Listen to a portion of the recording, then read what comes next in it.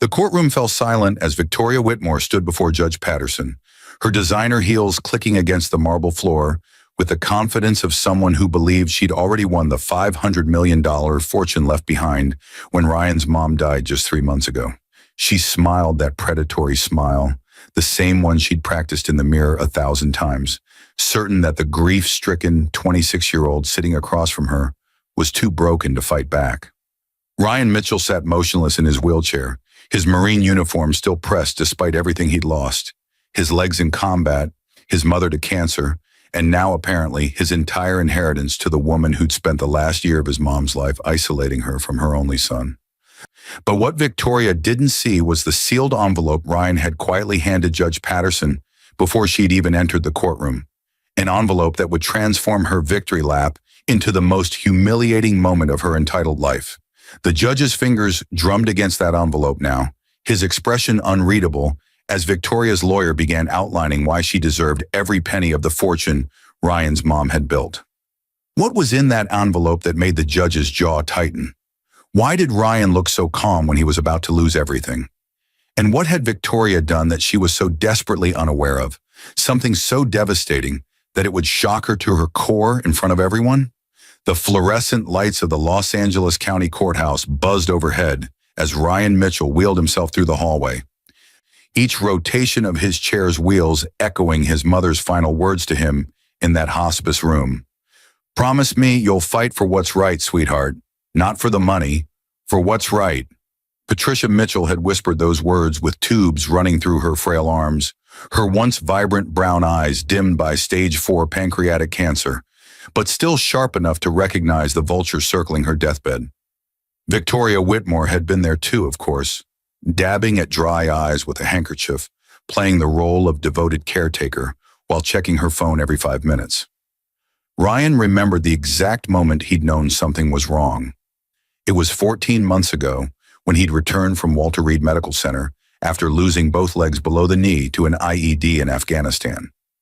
His mother had always called him every Sunday at 9 in the morning, Pacific time, without fail for his entire deployment. But suddenly the call stopped. When he'd finally gotten Victoria on the line, his mother's new friend, who'd moved into the Bel Air estate, he'd been told his mother was resting and didn't want to be disturbed. For 3 months, every call went to Victoria.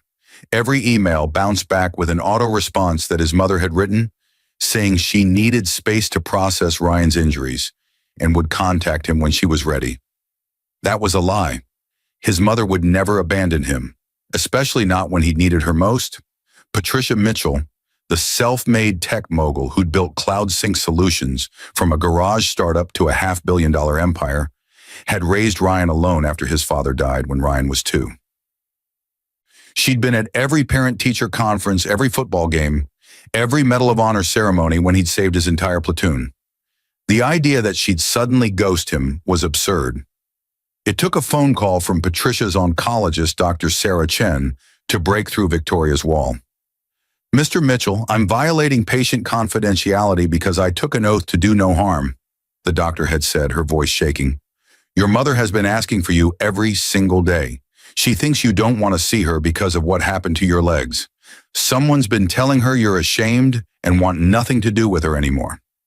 Ryan had caught the next flight from D.C. to LAX, bursting into his childhood home to find his mother in a hospital bed in what used to be the library, surrounded by medical equipment and, notably, completely isolated from her phone, her computer, and any means of outside communication. "Ryan," Patricia's face had crumpled when she saw him, "they told me you never wanted to see me again. They said you blamed me for not stopping you from enlisting." He'd held her hand, felt how thin she'd become, and realized with cold clarity that Victoria had orchestrated the entire separation. The woman had moved in under the guise of being a life coach Patricia had hired during a corporate retreat in Sedona. Within weeks, she'd installed herself as Patricia's assistant, then her health advocate, then her power of attorney when Patricia's diagnosis came. And through it all, she'd been systematically cutting Ryan out of his mother's life, feeding Patricia lies about her son's supposed resentment, while telling Ryan his mother wanted distance. Now, sitting outside courtroom 4C, Ryan opened his worn leather messenger bag and pulled out a stack of documents he'd spent the last 3 months assembling. His mother had lived for 6 weeks after their reunion, weeks where Victoria had suddenly become saccharine sweet, probably realizing her manipulation had been exposed. But Patricia Mitchell was dying, and there were medical decisions to be made, and Victoria still held that power of attorney. Ryan had watched helplessly as Victoria made choices that seemed designed to maximize Patricia's suffering while minimizing costs, rejecting palliative care options, insisting on the cheapest hospice facility until Ryan threatened legal action, controlling who could visit and when. The worst part was the will. 2 weeks before Patricia died, Victoria had brought an attorney to the hospice, not the family lawyer who'd handled Patricia's affairs for 20 years, but some slick operator from a strip mall office in Van Nuys. Ryan had been blocked from that meeting, told it was private legal business. When Patricia died and the will was read, Ryan discovered that his mother had allegedly changed everything. The revised will left the entire $500 million cloud sync fortune to Victoria Whitmore, with Ryan receiving a modest trust fund of $50,000 a year to support his disability needs. The language was cold, clinical, nothing like his mother's voice. Victoria's lawyer, Gerald Hutchins, emerged from the courtroom now, his silver hair perfectly coiffed, his $1,000 suit pressed within an inch of its life. "Mr. Mitchell," he said with faux sympathy, "there's still time to settle this reasonably. Accept the trust fund, sign the release, and we can all avoid the unpleasantness of a trial. Your mother made her wishes clear. Fighting them only tarnishes her memory." Ryan looked up at the man who'd probably coached Victoria through every step of this con. "My mother's wishes were crystal clear, Mr. Hutchins. That's exactly why we're here." The lawyer's smile tightened. "Grief makes people irrational. Judge Patterson is fair, but he follows the law. A properly executed will is very difficult to overturn, especially when you're alleging undue influence against a woman who dedicated herself to your mother's care." "We'll see," Ryan said quietly. What Gerald Hutchins didn't know was that Ryan had spent 12 weeks doing what Marines do best: reconnaissance and intelligence gathering. He'd tracked down every person who'd interacted with his mother in that final year. He'd found the real estate agent who'd sold Victoria a $3.2 million condo in Miami, purchased 8 months before Patricia died, paid in cash, despite Victoria claiming to be a struggling life coach making $40,000 a year. He'd discovered Victoria's previous identities: Victoria Russo in Phoenix, where she'd befriended an elderly widow who died mysteriously and left her entire estate to Victoria before the woman's children could intervene. Before that, she'd been Victoria Chen in Seattle, companion to a retired Microsoft executive who changed his will 2 weeks before a fatal fall down his staircase. Ryan had brought all of it to the FBI, but financial exploitation of the elderly moved slowly through federal bureaucracy. The civil case was faster. And Ryan had one more piece of evidence, something he'd kept close to his chest, something Victoria had no idea existed. His mother, in one of her final lucid moments, had asked him to bring her a phone. Not her regular phone, which Victoria monitored, but a burner he'd bought at a gas station. Patricia had recorded a video, 12 minutes of her, stating clearly that she was of sound mind, that Victoria had isolated her from Ryan through lies and manipulation, that she'd never intended to leave her fortune to anyone but her son, and that she feared Victoria was controlling her medication to keep her confused and compliant during legal meetings. That video was in the envelope Ryan had given Judge Patterson this morning. The bailiff opened the courtroom doors. "All rise for the Honorable Judge Christopher Patterson." Ryan wheeled himself to the plaintiff's table, positioning himself across from Victoria, who sat with perfect posture in a black Chanel suit, playing the grieving widow despite never having been married to Patricia. Their eyes met for just a moment, and Ryan saw it, the flash of contempt she couldn't quite hide. She thought she'd won. She had no idea what was coming. Judge Patterson, a 63-year-old former prosecutor with a reputation for seeing through BS, settled into his chair and opened the file. His eyes flicked to Ryan, then to the envelope sitting prominently on his desk, then to Victoria. "This is a case to contest the last will and testament of Patricia Ann Mitchell, deceased. Mr. Mitchell, you're representing yourself?" "Yes, Your Honor," Ryan said. "I couldn't afford an attorney after spending everything on my mother's real medical care." He let that sink in, watching Victoria's jaw tighten. Ms. Whitmore, you're represented by Mr. Hutchins. I've reviewed the filings. This will be an evidentiary hearing to determine whether undue influence was exercised over the deceased. Mr. Mitchell, you may present your opening statement. Ryan couldn't stand, but his voice carried across the courtroom with the clarity of someone who'd given orders under fire. Your Honor, my mother built a $500 million company through brilliance, hard work, and integrity. She loved me more than anything in this world, and I loved her. The woman sitting across from me isolated my mother, lied to both of us to keep us apart, manipulated a dying woman's fear and confusion, and orchestrated the theft of my mother's life's work. I'm not here for the money. I'm here because my mother asked me to fight for what's right, and I have evidence that will prove, beyond any doubt, exactly what Victoria Whitmore did. Victoria's lawyer shot to his feet. Objection. These are inflammatory accusations without... Mr. Hutchins, Judge Patterson said calmly, this is an opening statement. Sit down. He turned to Ryan. Continue. The envelope I gave you this morning contains a video my mother recorded 6 days before she died. She was lucid, she was clear, and she explained everything. But that's not all I have. Ryan pulled out the first document from his stack, and somewhere in the back of her mind, Victoria Whitmore began to realize that maybe, just maybe, she'd underestimated the grieving Marine in the wheelchair. The video played on the courtroom screen, and Patricia Mitchell's voice filled the room like a ghost delivering testimony from beyond the grave. She looked directly into the camera, her face gaunt but her eyes sharp, and she spoke with the precision of someone who knew this might be her last act of protection for her son. My name is Patricia Ann Mitchell. Today is October 14th, and I am recording this of my own free will and sound mind. I want to state clearly that I never intended to disinherit my son, Ryan Patrick Mitchell. The will that Victoria Whitmore had drawn up is not reflective of my wishes and was created under duress and manipulation. Victoria's face had gone pale, her perfectly applied makeup suddenly looking like a mask.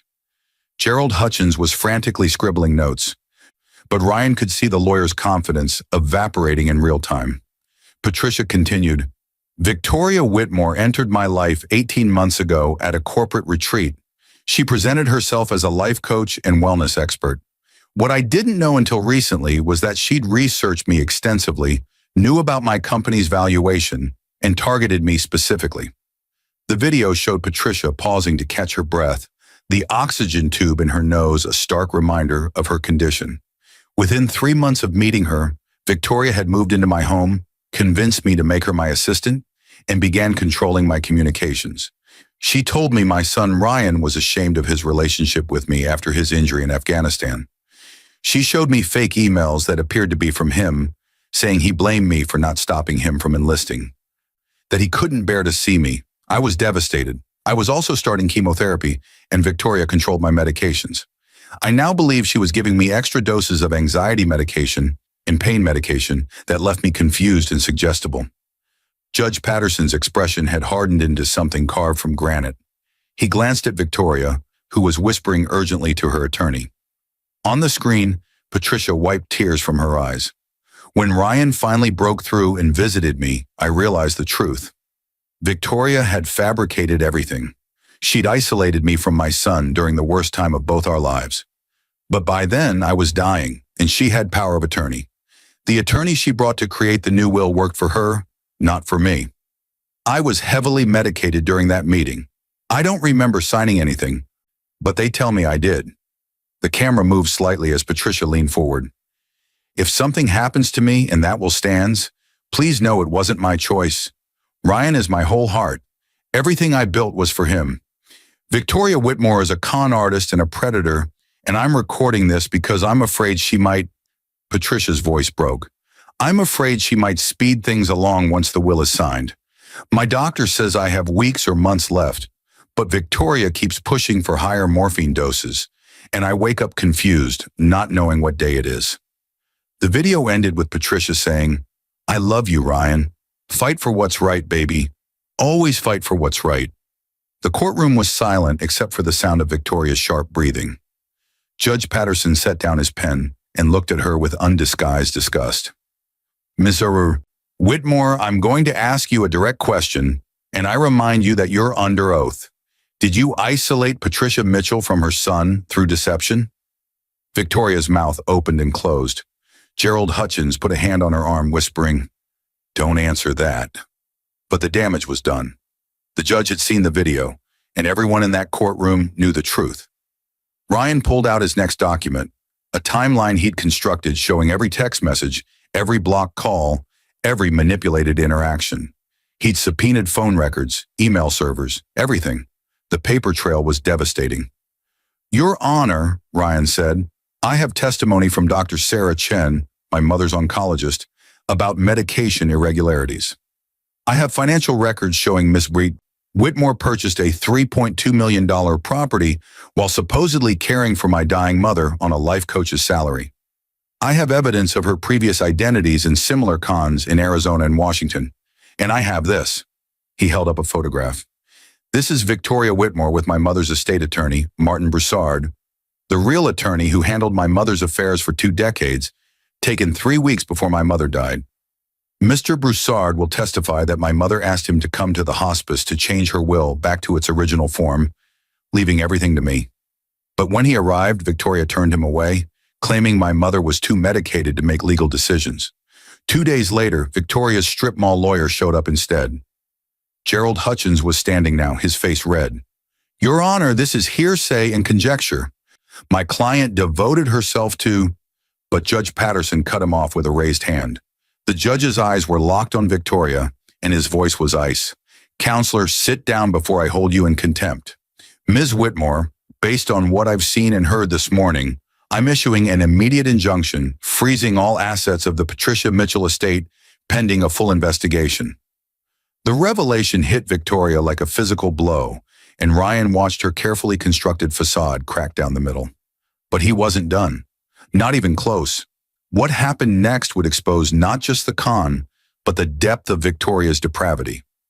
Ryan wheeled himself to the evidence table and retrieved a manila folder he'd kept separate from everything else. "Your Honor, there's something else. Something that goes beyond financial exploitation." The judge's eyebrows rose. "Proceed, Mr. Mitchell." Ryan opened the folder with steady hands, though his heart was racing.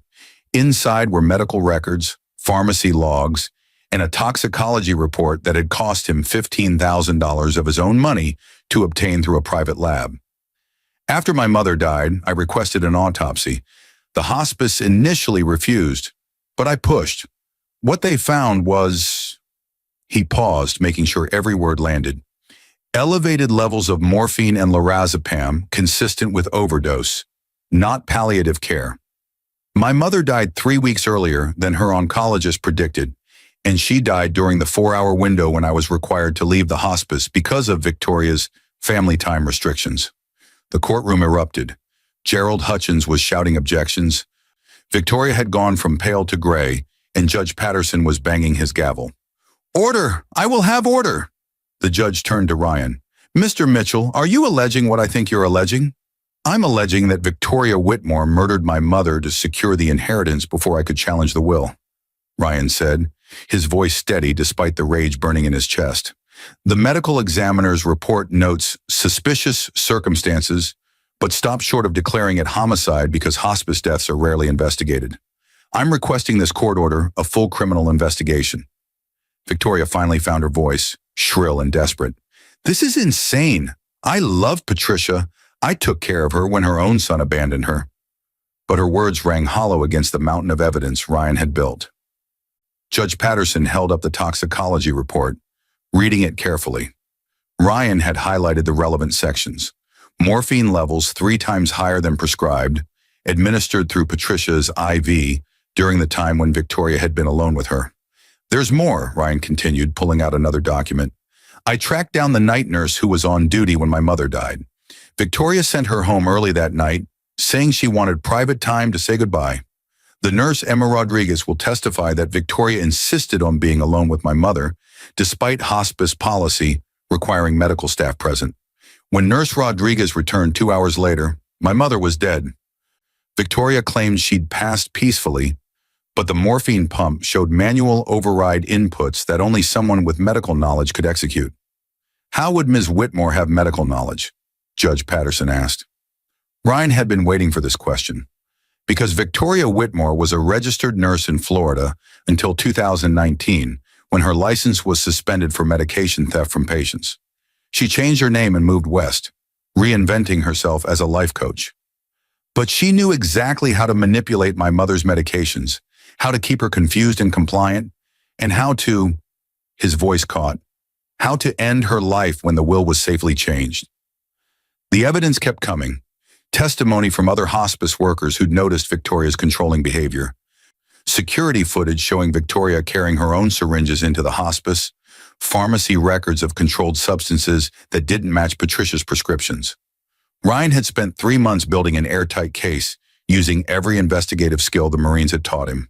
He'd gone through his mother's financial records and found payments to Victoria's consulting business that totaled over $200,000 in the months before Patricia's death.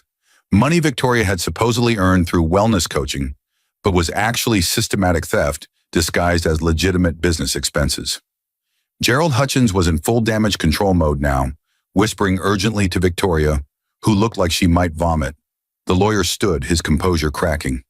Your Honor, these accusations are slanderous and without merit. My client denies any wrongdoing and... Judge Patterson silenced him with a look. Mr. Hutchins, your client is about to be arrested. I suggest you save your arguments for criminal court. He turned to the bailiff. Contact the district attorney's office immediately.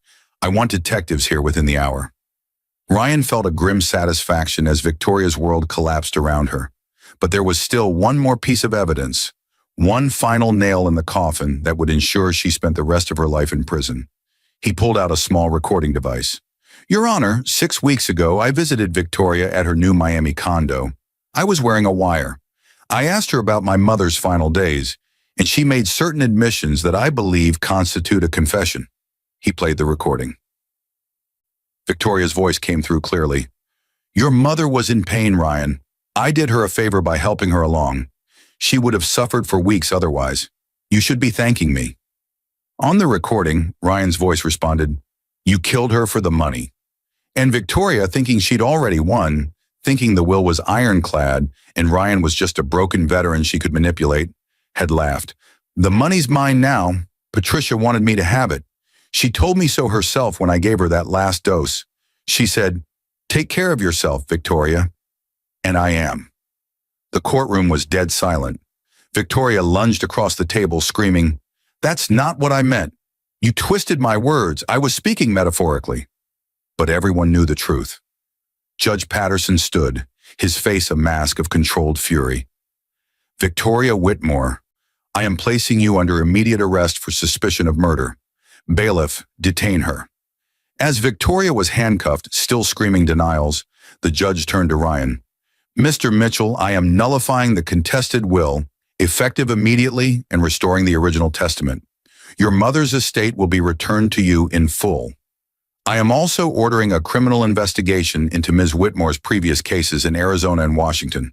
If there are other victims, we will find them. Ryan sat in his wheelchair, watching Victoria being dragged from the courtroom, and felt his mother's presence like a hand on his shoulder. He'd fought for what was right, just like she'd asked. The money didn't matter, though he'd use it to fund veteran services and cancer research in his mother's name. What mattered was justice. What mattered was that Patricia Mitchell's killer wouldn't profit from her murder. 3 months later, Ryan sat in the same courtroom for Victoria Whitmore's criminal trial. The prosecution had built an even stronger case than Ryan's civil suit, uncovering 2 previous deaths connected to Victoria, the widow in Phoenix and the Microsoft executive in Seattle. Both had died suspiciously after changing their wills in Victoria's favor, and both had exhibited signs of morphine overdose. The FBI had gotten involved, and Victoria was facing 3 counts of first-degree murder, plus a litany of fraud and exploitation charges that would keep her in prison for life, even if the murder charges somehow didn't stick. Ryan had testified for 4 hours, walking the jury through his mother's final year, the systematic isolation, the manipulation, the theft, and finally the murder. He'd shown them the video Patricia had recorded, played the confession from Miami, and presented the medical evidence. The defense had tried to paint him as a bitter son, angry about being disinherited, but that narrative collapsed when Ryan's military records were entered into evidence. 3 Purple Hearts, a Silver Star, and testimony from his commanding officer about his character and integrity. The defense had also tried to suggest that Patricia's cancer had simply progressed faster than expected, that the morphine levels were consistent with end-stage palliative care, and that Victoria's recorded statements were taken out of context. But the prosecution had brought in Dr. Michael Torres, a leading forensic pathologist, who'd reviewed every medical record and testified unequivocally that Patricia Mitchell had been murdered. The morphine levels in her system were not consistent with standard hospice protocols, Dr. Torres explained to the jury. Someone manually overrode the pump and administered a lethal dose.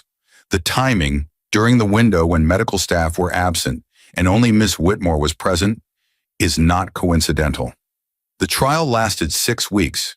Victoria's defense team brought in their own experts, tried to discredit Ryan's investigation, and even attempted to suppress the video Patricia had recorded by claiming she'd been too medicated to consent to being filmed. But every argument fell flat against the weight of evidence.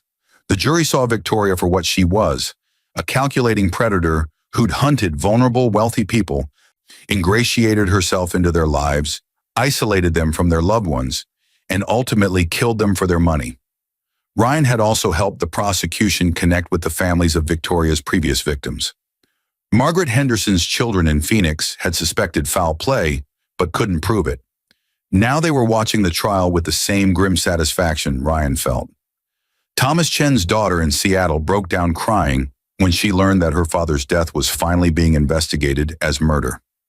Victoria had left a trail of devastated families across 3 states, and they'd all come to watch her face justice. The moment of verdict was almost anticlimactic. The jury deliberated for less than 4 hours before returning with guilty verdicts on all counts. 3 counts of first-degree murder, multiple counts of fraud, financial exploitation, and forgery. As the verdicts were read, Victoria showed no emotion. The mask she'd worn so successfully was now permanently frozen in place.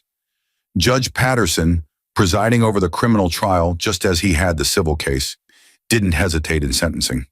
Victoria Whitmore, you are a remorseless predator who targeted vulnerable people in their final days. You exploited their trust, stole their wealth, and murdered them when they became inconvenient to your plans. I hereby sentence you to 3 consecutive life sentences without the possibility of parole. Ryan watched her being led away in chains and felt something release in his chest. Not quite peace, but close to it. His mother could rest now. Justice had been served. He wheeled himself out of the courtroom into the bright Los Angeles sunshine, where reporters were waiting with cameras and questions. He gave a brief statement about his mother's legacy, about the importance of protecting elderly and vulnerable people from predators, and about his plans to donate the majority of his inheritance to causes his mother had cared about. That night, back in the Bel Air house that now legally belonged to him, Ryan sat in his mother's home office, surrounded by photos of them together, his graduation from boot camp, her retirement party from Cloud Sync, the 2 of them at his Medal of Honor ceremony, with her beaming proudly beside him in his wheelchair. He'd won the battle she'd asked him to fight, but the victory felt hollow without her there to share it. Still, he could almost hear her voice. You did good, baby. You fought for what was right. 6 months after Victoria's sentencing, Ryan actually stood on his new prosthetic legs at the dedication of the Patricia Mitchell Center for Elder Advocacy, a nonprofit he'd founded with $50 million of the inheritance. The center would provide free legal services to families fighting financial exploitation, fund investigations into suspicious deaths of elderly people, and train social workers to recognize the warning signs of predatory caregivers. Ryan had recruited some of the country's best elder law attorneys, forensic accountants, and victim advocates to staff the center, and they'd already taken on 30 cases in California alone. The media coverage of Victoria's trial had sparked a national conversation about elder abuse and the vulnerabilities of wealthy people facing terminal illness. Several states had introduced legislation requiring stricter oversight of power of attorney arrangements and mandatory reporting of suspicious changes to wills. Ryan had testified before Congress about his mother's case, helping to shape federal protections for elderly Americans. It was the kind of legacy his mother would have wanted, her death leading to changes that would protect others. Ryan's personal life had found a new rhythm too. He'd reconnected with his Marine buddies, several of whom were dealing with their own struggles, adapting to civilian life after combat injuries. He'd started a support group that met weekly at the center, a space where veterans could talk about the challenges of disability, loss, and finding purpose after service. It reminded him why he'd enlisted in the first place, to protect people, to serve something larger than himself. His mother had understood that calling had supported him even when she'd been terrified of losing him. The inheritance had allowed Ryan to fund not just the center, but also a partnership with Walter Reed to develop better prosthetics for wounded veterans. He donated $25 million to pancreatic cancer research at UCLA, where his mother had been treated. Another $10 million went to scholarship funds for children of fallen service members.